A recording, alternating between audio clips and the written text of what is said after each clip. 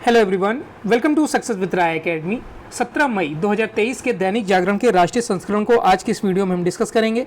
तो चलिए वीडियो को स्टार्ट करते हैं और सबसे पहली न्यूज़ यहाँ पर हम लेते हैं कि भर्तियों में खत्म हुई भाई भतीजावाद और भ्रष्टाचार। देखिए, 71,206 लोगों को यहाँ पर नियुक्ति पत्र देते हुए प्रधानमंत्री नरेंद्र मोदी ने ये बात बोली है। प्रधानमंत्री मोदी ने देश भर के 45 स्थानों पर मंगलवार को आयोजित रोजगार मेलों का वर्चुअल शुभारंभ करते हुए 71,206 नौ चयनित सरकारी जो कर्मी हैं उनको नियुक्ति पत्र दिया। केंद्र और भाजपा शासित राज्य सरकारों द्वारा आयोजित रोजगार मेले को युवाओं को सरकारी नौकरी देने की प्रतिबद्धता दर्शाते हुए प्रधानमंत्री मोदी ने भर्ती प्रक्रिया में आए बदलावों का उल्लेख किया। साथ ही दावा किया कि भर्ती प्रक्रिया में भाई भतीजावाद और भ्रष्टाचार की संभावना खत्म हो गई है। 5वें रोजगार मेले में नियुक्ति पत्र वितरण के साथ ही नवनियुक्तों और उनके स्वजन को शुभकामनाएं देते हुए प्रधानमंत्री ने कहा कि हजारों लोगों को रोजगार देने वाला ऐसा ही रोजगार मेला कुछ दिन पहले गुजरात में आयोजित किया गया था। इसी महीने असम में भी एक बड़े रोजगार मेले का आयोजन होगा। उन्होंने कहा कि बीते 9 वर्षों में केंद्र ने भर्ती प्रक्रिया को तेज करने, पारदर्शी और निष्पक्ष बनाने को भी प्राथमिकता दी है। पहले स्टाफ सिलेक्शन बोर्ड में आवेदन करना ही बहुत मुश्किल होता था। डाक से आवेदन भेजने पर यह भी नहीं पता चलता था कि वह समय पर पहुंचा है या नहीं पहुंचा है। आज आवेदन करने से लेकर नतीजे आने तक की पूरी प्रक्रिया ऑनलाइन हो गई है। समूह ग और घ पर भर्ती के लिए इंटरव्यू भी खत्म हो गया है। गरीबों के आरक्षण पर फिर सुप्रीम कोर्ट की मोहर लग गई है। देखिए, सामान्य श्रेणी के जो आर्थिक रूप से कमजोर वर्ग हैं यानी कि ईडब्ल्यूएस को शैक्षणिक संस्थानों में प्रवेश और नौकरियों में 10% आरक्षण दिए जाने पर सुप्रीम कोर्ट ने एक बार फिर मोहर लगा दी है। सुप्रीम कोर्ट ने ईडब्ल्यूएस आरक्षण को सही ठहराने वाले फैसले पर पुनर्विचार की मांग खारिज कर दी है। प्रधान न्यायाधीश DY चंद्रचूड़ की अध्यक्षता वाली 5 न्यायाधीशों की संविधान पीठ ने सभी पुनर्विचार याचिकाएं खारिज करते हुए कहा कि फैसले में प्रत्यक्ष रूप से कोई खामी नजर नहीं आती है। 5 सदस्यीय संविधान पीठ ने 7 नवंबर 2022 को 3-2 के बहुमत से फैसला देते हुए आर्थिक रूप से कमजोर वर्ग को 10% आरक्षण देने के संवैधानिक प्रावधान 103वें संविधान संशोधन को सही ठहराया था। सुप्रीम कोर्ट में करीब 1 दर्जन याचिकाएं दाखिल हुई थीं जिनमें ईडब्ल्यूएस आरक्षण को सही ठहराने वाले फैसले पर पुनर्विचार की मांग की गई थी। ईडब्ल्यूएस आरक्षण पर फिर से मुहर लगाने वाला यह फैसला प्रधान न्यायाधीश DY Chandrachud, justice Dinesh Maheshwari, justice S Ravindra Bhat, justice Bela M Trivedi और जस्टिस JB पार्डीवाला की पीठ ने पुनर्विचार याचिकाओं पर चैम्बर में सर्कुलेशन के जरिए विचार करने के बाद गत 9 मई को दिया है, लेकिन आदेश की जो प्रति है वो मंगलवार को उपलब्ध हुई। नेक्स्ट न्यूज़ पर आते हैं और कर्नाटक में सिद्धरामैया ही दिख रहे हैं पहली पसंद। अब जब ये मुख्यमंत्री बनेंगे तब इस न्यूज़ को डिस्कस करेंगे, क्योंकि पिछले 2 दिन से हम इस न्यूज़ को डिस्कस कर रहे हैं। बच्चों से जुड़ी अश्लील सामग्री का प्रसार 3 गुना बढ़ा है। देखिए, राष्ट्रीय मानवाधिकार आयोग ने उस मीडिया रिपोर्ट का स्वतः संज्ञान लिया है जिसमें कहा गया है कि भारत में इंटरनेट मीडिया पर बच्चों से जुड़ी अश्लील सामग्री का प्रसार 250 से 300% तक बढ़ गया है। आयोग ने इस संबंध में केंद्र व राज्यों को नोटिस जारी किया है और इंटरनेट मीडिया पर इस तरह के खतरे को रोकने के लिए उठाए गए कदमों पर 6 सप्ताह के भीतर एक विस्तृत रिपोर्ट सौंपने को कहा है। बच्चों से जुड़ी यह अश्लील सामग्री कथित तौर पर विदेशी है और भारतीय जांच एजेंसियों को अभी तक किसी भी भारतीय निर्मित CSAM का पता नहीं चला है। आयोग ने कहा है कि अगर यह सत्य है तो यह नागरिकों के जीवन, स्वतंत्रता और गरिमा से संबंधित मानव अधिकार और छोटे बच्चों को इंटरनेट मीडिया पर यौन शोषण के खतरे से बचाने से संबंधित मानवाधिकारों का उल्लंघन है। रिपोर्ट के अनुसार वर्ष 2023 में अब तक बच्चों से जुड़ी अश्लील सामग्री के प्रसार के लगभग 4,50,000 से अधिक मामले सामने आए हैं। नेक्स्ट न्यूज़ पर आते हैं कि निवेश के लिए मोदी से मिलेंगे कई कंपनियों के CEO। केंद्र सरकार ने बीते 9 वर्ष में जिस तरह कारोबारी नीतियां, ईज ऑफ डूइंग बिजनेस और इंफ्रास्ट्रक्चर पर काम किया है उससे देश को संभावनाओं को मजबूत मंच दे दिया है। प्रधानमंत्री नरेंद्र मोदी ने खुद यह जानकारी दी है कि हाल ही में कई विश्व स्तरीय कंपनियों के प्रतिनिधियों ने उनसे भेंट कर भारतीय उत्पादों के निर्यात और यहाँ निवेश की इच्छा जाहिर की है। यही नहीं, देश के लिए यह सप्ताह और भी महत्वपूर्ण साबित हो सकता है, क्योंकि दुनिया की कई बड़ी कंपनियों के दिग्गज पीएम मोदी से भेंट करने वाले हैं। प्रधानमंत्री ने मंगलवार को रोजगार मेले को वर्चुअल संबोधित करते हुए रोजगार, स्वरोजगार के साथ ही निवेश और निर्यात के पक्ष में भी प्रमुखता से बताया है। उन्होंने कहा कि बीते कुछ सप्ताह में जिस तरह की खबरें सामने आई हैं वह भारत में उद्योग और निवेश को लेकर अभूतपूर्व सकारात्मकता को दिखाती हैं। नेक्स्ट न्यूज़ है कि 19 से जापान, पापुआ न्यू गिनी और ऑस्ट्रेलिया की यात्रा पर जाएंगे प्रधानमंत्री नरेंद्र मोदी। प्रधानमंत्री नरेंद्र मोदी 19 मई से 24 मई तक 3 देशों की यात्रा पर जाएंगे। प्रधानमंत्री मोदी सबसे पहले 19 से 21 मई तक जापान के प्रधानमंत्री फूमियो किशिदा के आमंत्रण पर हिरोशिमा जाएंगे, जहां वह G7 देशों के प्रमुखों की बैठक में हिस्सा लेंगे।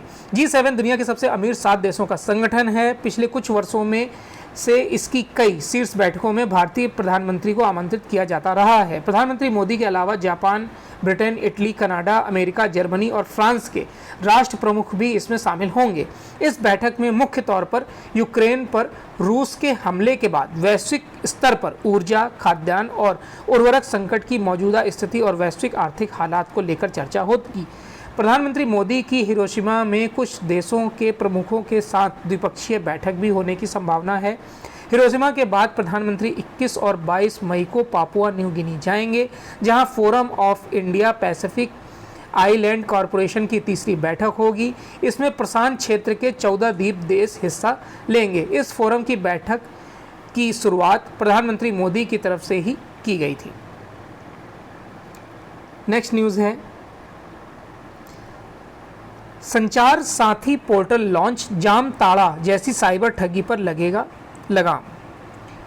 देखिए, अब जामताड़ा स्टाइल में साइबर ठगी को अंजाम देना आसान नहीं होगा, क्योंकि दूसरों के नाम पर या फर्जी तरीके से सिम खरीदने पर पकड़े जाने की पूरी संभावना है।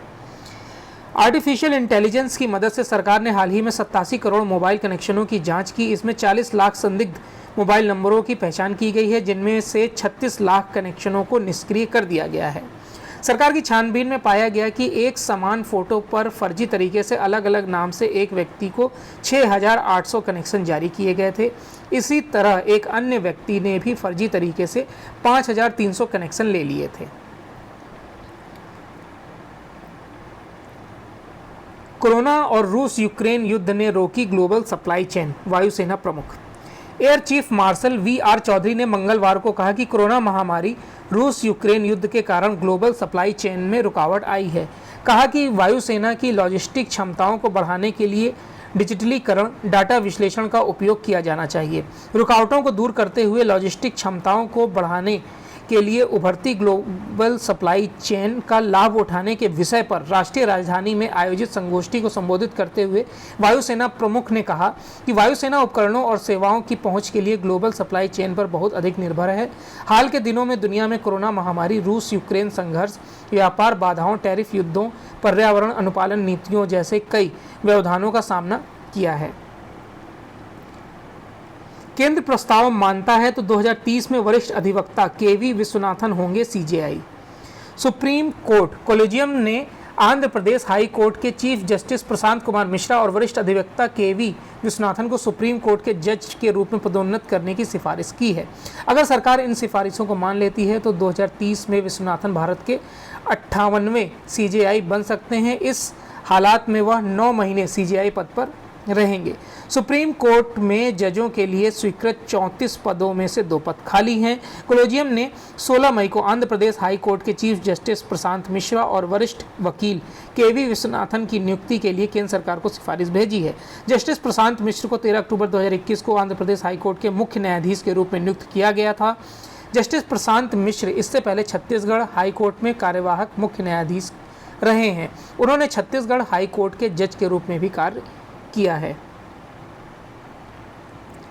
चलिए नेक्स्ट न्यूज़ पर आते हैं। नेक्स्ट पेज है हमारा बिजनेस पेज।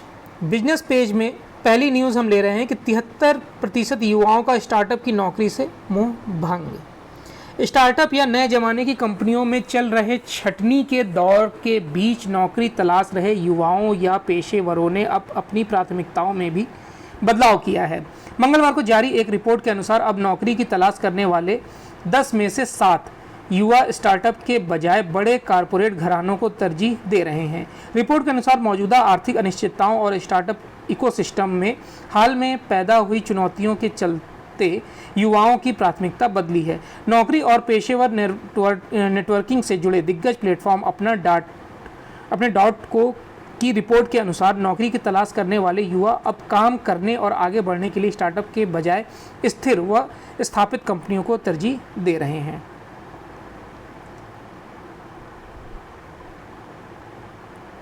चीन से लैपटॉप, पर्सनल कंप्यूटर और मेडिकल डिवाइस का आयात घटा है। वित्त वर्ष 2022-23 में चीन से laptop, personal computer, integrated circuit और सोलर सेल जैसे इलेक्ट्रॉनिक सामानों के आयात में गिरावट आई है। Economic think tank global trade research initiative की रिपोर्ट के मुताबिक इलेक्ट्रॉनिक वस्तुओं के आयात में गिरावट उल्लेखनीय है, क्योंकि इस सेक्टर से ही सबसे ज़्यादा उत्पादन से जुड़ी प्रोत्साहन योजना की शुरुआत की गई थी, यानी कि PLI की। 2021-22 की तुलना में पिछले वित्त वर्ष 2022-23 में चिकित्सा उपकरणों का आयात 13.6% घटकर $2.2 अरब रह गया है। इसी तरह सोलर सेल पुर्जे डायोड का आयात 2022-23 में 70.9% घटकर $1.9 अरब रह गया। रिपोर्ट के मुताबिक पिछले वित्त वर्ष में लैपटॉप, पर्सनल कंप्यूटर का आयात 23.1% घटकर $4.1 अरब और मोबाइल फ़ोन का आयात 4.1% घटकर $85.7 करोड़ रह गया। चलिए अब नेक्स्ट पेज यानी इंटरनेशनल पेज पर आते हैं। हिंद प्रशांत एक और न्यूज़ है, ये देख लेते हैं कि हिंद प्रशांत क्षेत्र से जुड़े मुद्दों पर साझा हित साधने में जुटे भारत और EU। भारत और यूरोपीय संघ हिंद प्रशांत क्षेत्र में साझा हित के कारण ऐतिहासिक तौर पर करीब आते दिख रहे हैं। पिछले 2 दिनों में स्वीडन से लेकर ब्रसेल्स तक दोनों पक्षों के बीच बैठकों का जो दौर चला है वह बता रहा है कि किस तरह भारत और यूरोपीय संघ तकनीक से लेकर सैन्य सहयोग तक के मामले में साझा नज़रिए को अपनाने को तैयार हैं। इन बैठकों में हिस्सा लेने के लिए विदेश मंत्री एस जयशंकर, वाणिज्य व उद्योग मंत्री पीयूष गोयल और सूचना, तकनीक व संचार राज्य मंत्री राजीव चंद्रशेखर यूरोप देशों की यात्रा पर हैं। विदेश मंत्री एस जयशंकर की अगुवाई में भारत और EU के प्रशांत क्षेत्र के मंत्रियों की विशेष बैठक हुई है। पिछले वर्ष यूरोपीय संघ ने अपने सदस्य देशों की पहली हिंद प्रशांत क्षेत्र की बैठक में जयशंकर को खास तौर पर आमंत्रित किया था। चलिए नेक्स्ट न्यूज़।